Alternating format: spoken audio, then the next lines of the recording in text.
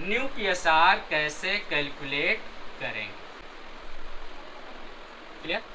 कुछ लेते हैं एग्जांपल। अभी हमने एग्जांपल लिया था, there are two partners named A and B. ये क्या है? पार्टनर्स हैं। अब बात आती है यहाँ पे प्रॉफिट शेयरिंग रेशियो की, तो इनका कितना है? 3:2। इनका जो प्रॉफिट शेयरिंग रेशियो है वो है 3:2। एक नया पार्टनर यहाँ पे आता है, सी एडमिट हो रहा है as new partner for 1/4 share. C जो आया है वो 1/4 के लिए आया है। तो इस सिचुएशन में न्यू पीएसआर कैसे कैलकुलेट किया जाएगा? देखिए बुक में क्या है, अलग तरीके से आपको समझाया गया है, वही रटी रटाई चीज़ें जो पिछले 30 सालों से, और वही आप लोग पढ़ते भी हैं। सिर्फ एक यही ऐसा सिचुएशन है जहाँ पे आप मेथड अलग फॉलो करते हैं, बाकी सारे जो केसेस हैं वहाँ पे अलग। तो क्यों ना हम एक ही मेथड को हर जगह फॉलो करें, दो मेथड पढ़ने की जरूरत हमें नहीं होगी। और सीधा सा फॉर्मूला अगर हम जानते हैं कि न्यू पीएसआर कैलकुलेट अगर हमें करना है तो क्या करना है भाई? न्यू पीएसआर का मतलब यहाँ पे है old profit sharing ratio minus sacrifice ratio.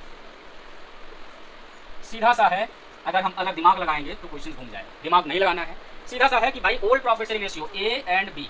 ए का ओल्ड कितना है? 3/5 और बी कितना है? 2/5। यानी अभी तक जब तक सी एडमिट नहीं हुआ था तब तक जो भी प्रॉफिट होता था उसका 5 पार्ट में डिवाइड किया जाता था। 3 पार्ट ए को जाता था, 2 पार्ट बी को जाता था। अब एडमिट यहाँ पे हुआ है सी। सी कह रहा है कि जो भी प्रॉफिट होगा उसका हमें 1/4 चाहिए। ठीक है, इसकी बात भी सही है। अब यहाँ पे वही क्वेश्चन तो पुटअप होता है कि भाई सी आया है 1/4 के लिए। अब ये नहीं बताया गया है कि जो 1/4 सी को मिलेगा वो कौन कितना देगा। और ये पता चल जाए तो यही तो सेक्रीफाइस है। अगर ये क्वेश्चन में मेंशन नहीं है तो अभी हमने आपको बताया कि जब कोई नया पार्टनर किसी पर्टिकुलर शेयर के लिए फॉर्म में इंटर करता है और ये नहीं बताया गया होता है कि कितना कितना शेयर वो किससे गेट करेगा, या ये ना बताया गया हो कि कौन कितना देगा, बात दोनों एक ही है। या तो बताया गया हो कि नया पार्टनर अपने शेयर का कितना कितना किससे लेगा, या ये बताया गया हो कि जो पुराने पार्टनर है वो नए पार्टनर के शेयर को कितना कितना देंगे। क्लियर, दोनों बात एक ही है। तो अगर ऐसा इन्फॉर्मेशन नहीं है तो हम क्या करते हैं, ओल्ड प्रॉफिट शेयरिंग रेशियो को हम ट्रीट कर लेते हैं सेक्रीफाइस रेशियो। बात क्लियर। तो अब यहाँ पे तो क्लियर हो गया जी। सीधा फॉर्मूला हम लगाएंगे, ओल्ड में से हम क्या कर देंगे? सेक्रीफाइस को माइनस कर देंगे। कर दे रहे हैं भाई, नया पार्टनर सी है, सी का शेयर कितना है? 1/4। और ए कितना देगा? अगर ये नहीं बताया गया क्वेश्चन में तो वो अपने ही शेयर में देगा। भाई ए जो सरेंडर करेगा इन फेवर ऑफ सी, वो कितना करेगा? सी का शेयर 1/4 और 1/4 को ये अप्लाई किया है old profit sharing ratio minus sacrifice. तो क्या बन जाएगा?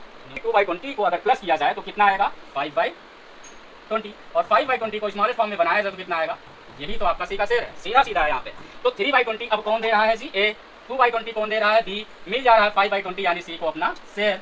अब आ जाएगा, और इन दोनों ने जो मिलकर के दिया है 5/20 वो आ जाएगा सी का। तो ए का कितना है जी? 9। बी का कितना है? 6। सी का कितना है? 5। 9 6 15 5 20 आउट ऑफ 20 सब तो बढ़ गया। अब डिनोमिनेटर का सेम है तो न्यूमरेटर यहाँ पे लिख लेते हैं जी। तो ए एंड बी एंड सी का न्यू पीएसआर कितना आएगा जी?